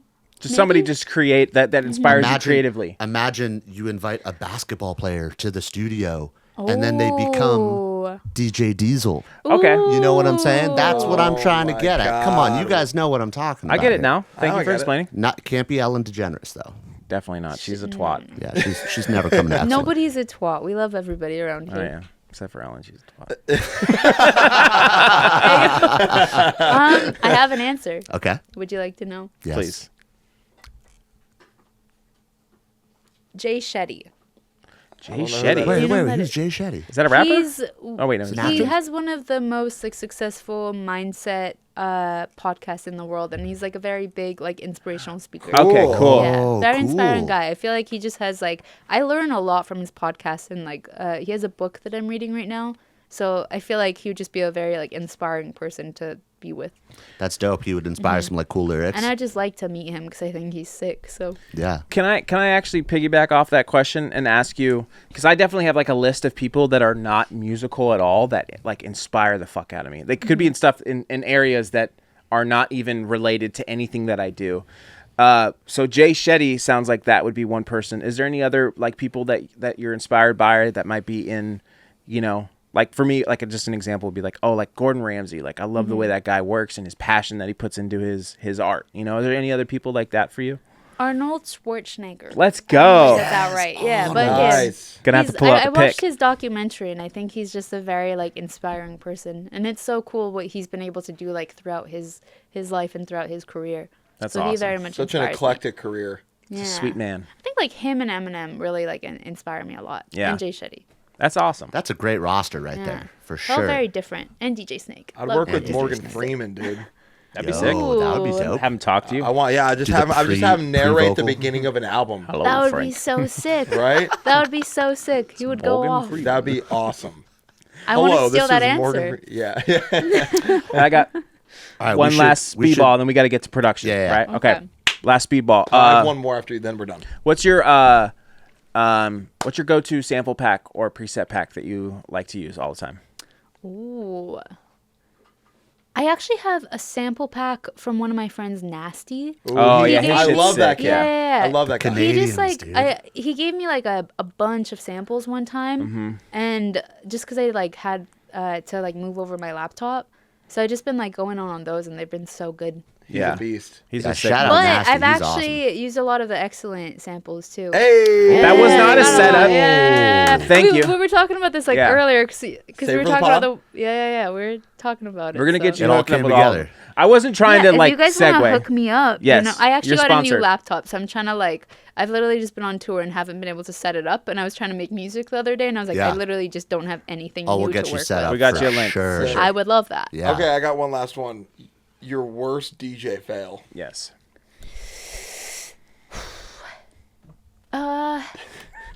Every pod. Yeah, everybody. Worst DJ fail. Like one when you think about it, you Ooh. cringe. You're like, oh, I can't believe that happened. This was a long time ago, Okay. thankfully, but I was in Tokyo, and I was doing a show out there, and for some reason, I was like, you know what, this is going to be the show that I'm going to get up on the decks, and then I'm going to jump forward on the stage, and I've never been, like, one to, like, love to, like, jump and land, like, very high. I like to get up on the decks, but I'm not one that's going to, like, jump, you know? Yeah. Do the 'Cause I'm Skrillex like, jump. Yeah, I'm not going to do the Skrillex jump till I feel ready for it.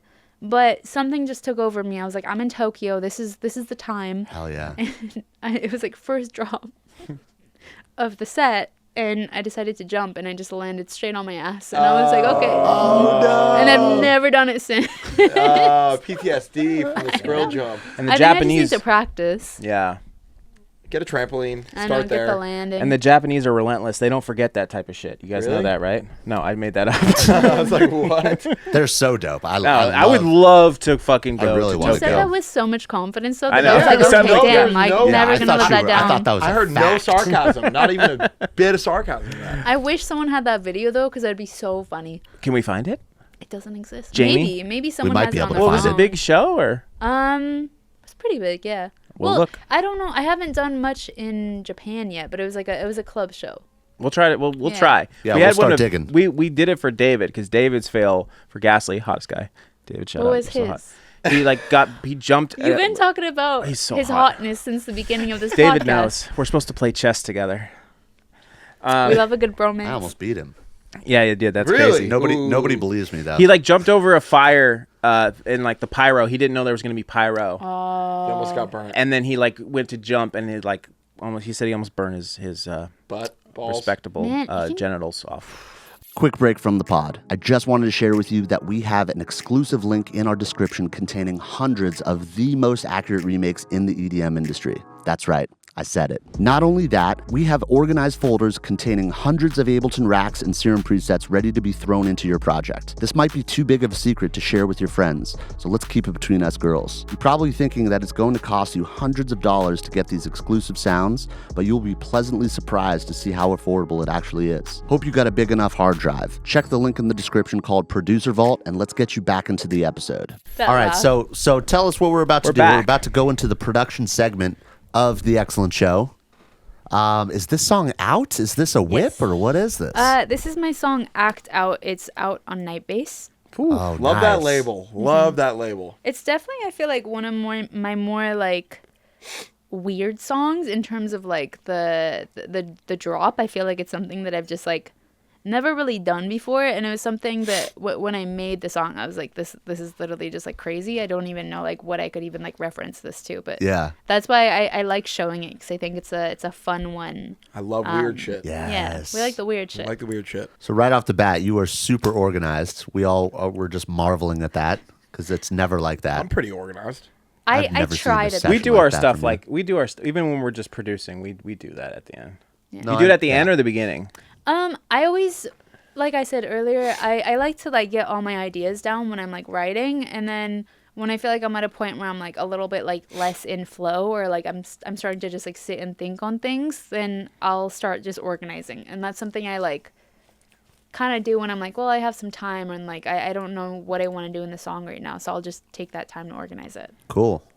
That's awesome. I feel like it just like speeds up the process for me, because I like to just kind of get like a little template down. And the smart thing for me to do here is probably just like make a template and like keep copying it, but Yeah. I always build it from scratch, Me because too. I like to switch it up. All right, yeah, let's listen to it. All right, let's go. So this has the DJ extended edit, so it's going to be a little bit longer, but Cool. here we go. Are you guys ready? Yep. Yeah. Act out. Act.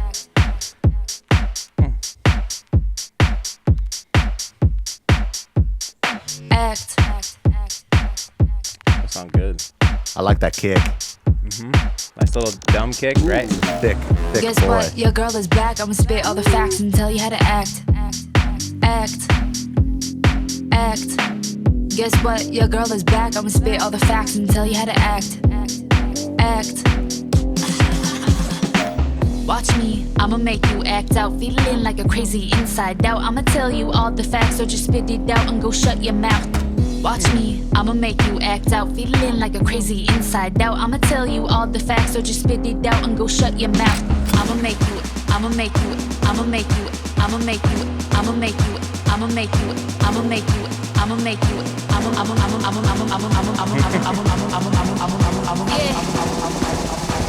I'ma make you act out. Yeah. Yeah. Sick. Wet wobbies. A wobbly bass.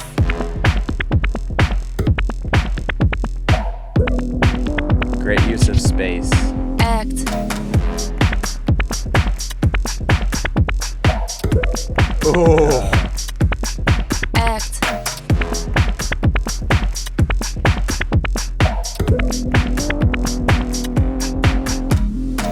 That's right, I'ma tell you how to act. Act. That's right, I'ma tell you how to act. Those sounds are crazy. That's right, I'ma tell you how to act. Act. That's right, I'ma tell you how to act. I fuck with this heavily. Thank you. These are very Frank Isn't sounds. it? Yeah. Yeah, this is great.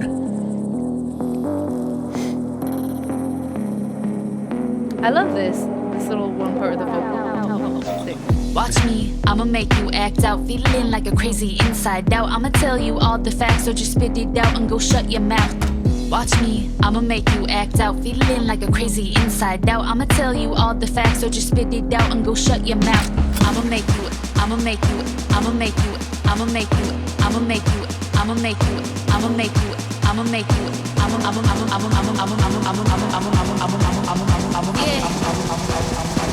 I'ma make you act out. Oof. Sick. Act. I love the dry. Act. Ooh, that was cool.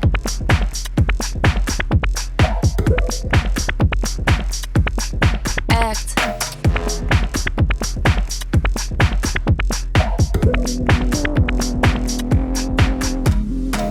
That's right, I'ma tell you how to act. Act. That's right, I'ma tell you how to act. Act. That's right, I'ma tell you how to act. Act. That's right, I'ma tell you how to act. Act. Act. Sick. That's dope. Sick. Boom. That is Act Out. Act. We all got questions, I know, immediately. This- Who wants to go first? This Yeah. this specific sound template that you use couldn't be more up my alley. Yeah. I know yeah, I want to. there's a lot like I feel like there's a lot of different sounds and elements that go into it, but like it follows a structure, which keeps it all like feasible and I feel like digestible for people. Yeah. Yeah, just that main drop synth is the thing I'm most interested in so far. Yeah, let's look at the drop. The I'm wet very bubble? excited about Yeah, that. it's like almost like a quick scratch or Oh. something. So yeah. So I called it bass bubbly. Yeah. Nice. That's the sound that I picked for it. I'm just gonna solo the layers for it, but this is what it basically all sounds like together. Nice. Well, the reverb is really cool behind. There's like a. What's the reverb? It's doing? panning. Is the reverb panning? So I have one layer of it, just like the main layer of it that sounds like this, which is what you're gonna be hearing the most in the song. Yeah. But then I've created another layer of it where it's panned and has some effects on it. Okay. Very Nice. quiet. Nice. Yeah. Very quiet, kind of like in the background, heard just that more pan. for like effect. And then I have a layer with a bit of reverb. Is that Valhalla? I think it might actually just be like a filter on Serum Effects. Oh, reverb filter? Yeah. Yeah. Ooh, no, not on Sample this one. hold. What did I do? Okay. It's like a very short There it is. reverb. It's like a Reverb plate. right there. Yeah. Okay. I so usually plate do reverb.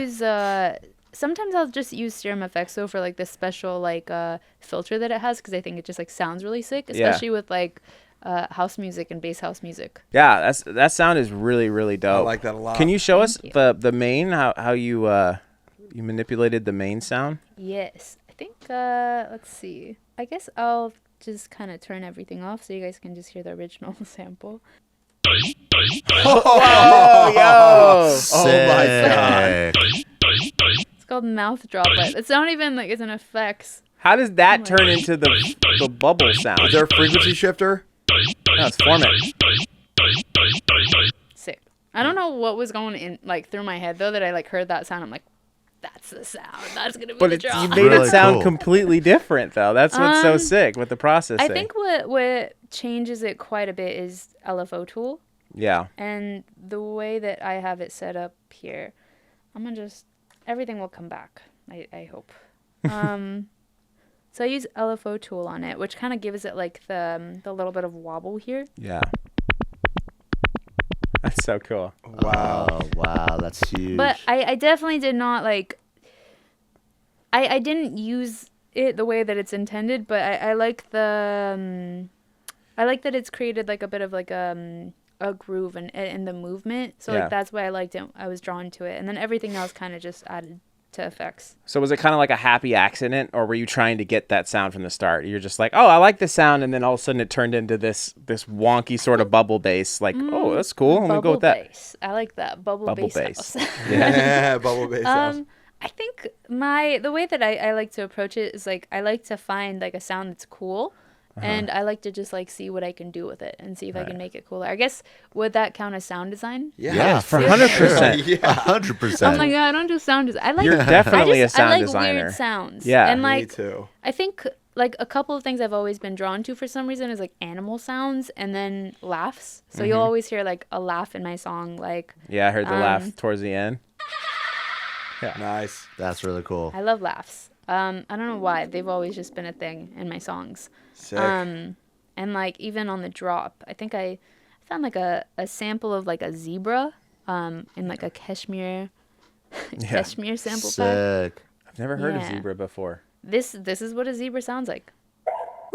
Whoa, that was the sound I Nice. That's It's just sick, but you dope. wouldn't think like, oh, that's a zebra, you know? Right. And I like that, like taking something that's not like Synthetic. used the way that it's supposed to be used. Like, Right. why would you put a zebra on your drop? Because Nobody Skrillex knows. does stuff like that. Does so he? you should do stuff like that. Yeah. If That's a Skrillex very does it, you Skrillex should do move, it. that sound, I feel like. Yeah. Really? It's a very Yeah. Skrillex thing to do, yeah. I feel I like animals just have like naturally like interesting sounds. So like Yeah. for sure. taking those and like manipulating them or just even like putting it on the drop like I did here.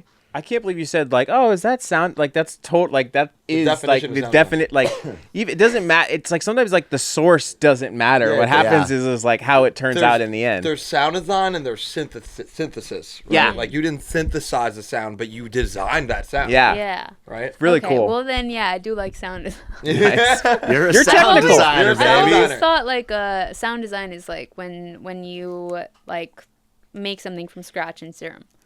I mean, that's making, one facet of it. I guess that's just like making a You can preset. sound design Yeah. a sample. You could drop a sample in there and stretch it and bend it and pitch it and distort it and Hearing that first drop sound, hearing it what it sounded like without the processing, sounds like you still made it from scratch. And like in my eyes, because it's like that sounded nothing like it at all. You did make Like it you know from what I'm saying? So Yeah. like it whether it happened, however it happened, it was designed and it no turned one into cares what you used or how Right, you do it's it. cool. Does it sound cool? Yup, that's all that matters. Mouth droplet.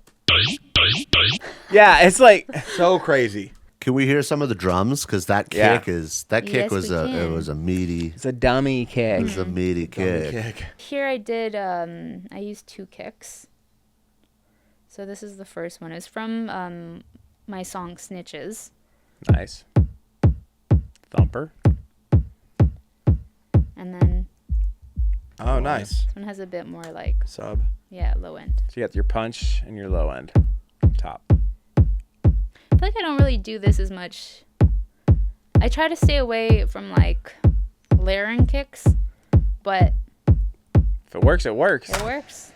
Yeah, people think that there's like so many rules when it comes to like kicks, like, oh, like I gotta make sure I EQ everything out. Yeah. And it's like sometimes Yeah. it's like it just fucking works sometimes. Like Yeah. If like, it sounds good, if it feels good, it's good. Yeah. Like I could have like layered that zebra sound with it. And Right. I could have.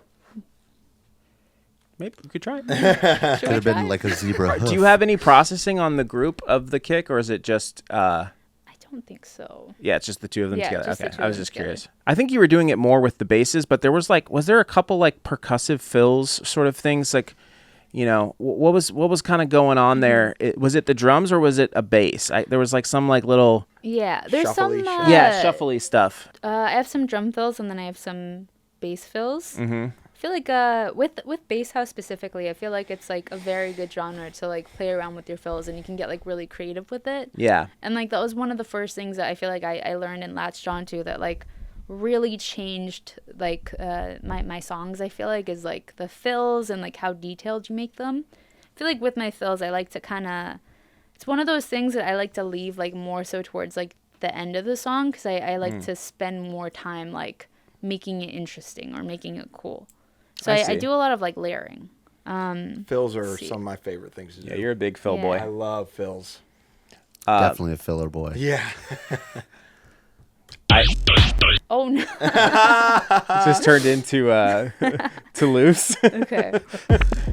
Act, So here I have this. Yeah, little fill. Ooh, Act. little rimmy rim. They're very It's like- percussive. It's a little layer of a few things. It's here we go. I think I have this little snare. Ooh. Got a little jungle clap. That's a nice I sound. love so that. And nice. little then bamboo I banger. have this Yes. sick just like a little Little mini sweeps in there. reverse sweep. And then this is my vocal. act, I love how the breath is still in there. act, Yeah. Yeah, So all those layered together I feel like is what gives it like the Depth. juice. Yeah. All right, we're going I want to ask into about the vocals. Okay. All right. So, question for you. Yes. First off, the vocals sound like they were tracked so well. So I want to know what type of mic you're using and how you're processing. Her vocals sounded like they were. Yeah. I'm not trying to shout you out, but they sound like they were tracked in here on like high end equipment. The vocals are right up front, like how you would want a rapper to be. The compression sounds really good. That was like one of the, which I was surprised that was one of the things that I would normally like. Normally I'd be like, oh, the sound design, but the vocals sounded really clear, Crispy. crisp, in your face. Thank you. That means so much. Oh, Yeah. That's so nice. That's honestly like I feel like vocal processing is something that took me quite a long time to like actually like learn and perfect. I spent a good amount of time like watching like different YouTube videos, and then I hit up one of my friends, shout out Marcus, who like taught me like his entire process. And I was like, Dope. this process takes, because he made like, I think like slap house music and like a lot of like vocal, like it was more like pop leaning. Yeah. So like he's very big on vocal production, and I was like, hey, like I want to be better at this. Like how do you do Nice. it? And he showed me his process, and it was like just absurd. And I'm like, how do you spend like all your time doing this? Yeah. So I kind of like I learned his process. I learned like other processes, and then kind of just found like what worked for me. And I've always just been very big on like simplify the process. Like let's speed up the process. Like we don't got all that time. We want to just Yeah. make a dope song. We got an idea. Let's get it done. True. So what's on your vocals? CLA. Where I usually start off is with CLA vocals, because I will show you this. I'm gonna just take everything off of this right now. We love CLA. Yep. Yeah, and also too, I am curious because I know you said you work in a lot of different studios. So are you tracking your vocals there? And like, do you remember what mic you used, or if you used any like out gear? On this one, I think I used a Newman. I was Yeah. like in a basement studio somewhere in Vancouver, and the room wasn't even sound treated. So I'm sounds very so happy good. that it sounds Yeah, it that sounds good. I feel like I've never like had like the same mic I use all the time. So I usually work in different studios, and I'll Right. just use what they have and then use my processing to make it sound like the way that I want. But I think this right now has no processing on it. Guess what? Your girl is back. I'm gonna spit all the facts and tell you. Whoa. Act. But I'll just show you guys this little. This is why I love CLA vocals so much. I've just been like a massive. I tell everyone, I'm like, freaking. If you're trying to do vocal processing, that's just like, I feel like helps you like skip a lot of the steps, and it just makes everything sound good right away. So it's like easier to work with it. Do you have a go-to like preset? Yes, CLA vocals. Guess what? And I like to use Start Me Up Dry. Yep, that's a great Guess one. what? Your girl is back. I'm gonna spit all the facts and tell you how to act. Hey, That's and we're That's done. nice. That's it, folks. Yeah. But I don't know. I just love that plugin because it makes everything just sound so good to like Yeah, start for off, sure. and then it's easier to build on there. You just little tweaks from there. Yeah. Go off, Queen. That was sick. Thank you. Yeah, the vocals sound really, really good. Thank I'm really, you. really. I feel like that's something I really have like taken the time to like just find my own way to do it. Yeah. Yeah. Is that just a brass sample on the one? Which one? The sound on the downbeat on the one, is that just a brass sample? Yeah. Nice. I think I may have layered something. So that with Oh, nice. A Cool. little doinker. a little donk. Is that Serum? Bad Boys, yeah. I've always been a Serum girl. Bad Boys. It's my vibe. Bad boys. Of course. All right, that wraps up this episode of the XLNT Show. These guys are Excellent Sound. I am Frank, aka Ranks, and this is Nostalgix. Thank you so much for coming on. That was so much fun. Remember to like, comment, subscribe. See you next time. Peace. Wait, do you have any final words for Yeah. the people You at wanna home? promote? Good Yeah, Ooh, okay. This- Sorry, Um, I never do that. That was really good. Wait, maybe I'll say some words in Farsi to end us off. How about Yes. that? Yeah, I love Yes. Maybe say your collabs in Farsi that this. Michael Abdi. But then you would know the names. That's sneaky. روز خوبی داشته باشین. خیلی دوستتون دارم. با خداحافظ. Totally. Nice. Thank I you so agree. much. Thank you. All Bye, right. everybody. Peace out.